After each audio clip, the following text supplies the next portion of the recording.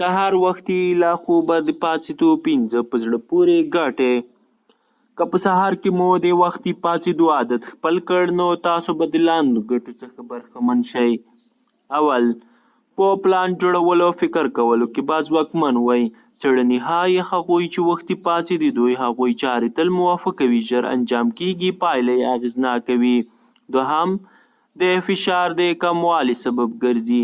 وختي پاڅېدل تاسو سره مرسته کوي چې ستاسو ذهني فشار د اړیکو کار په اړه کم کړي او په یو ښه ترتیب د چارو لپاره پرته له فشاره کارونه سرته ورسیږي. دریم، د خوب ښه کیفیت. که ستاسو سهارنۍ پاڅېدل عادت وي تاسو د خوب ښه کیفیت لرئ، په دې معنا چې وختي ویده کیږئ او وختي پاڅئ او د وخت له مخې د تنظیم چارو مو په زړه پورې دي.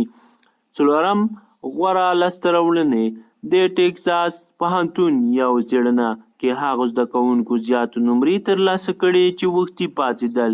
نو د ژوند نورې برخې په عین شان در واخلئ.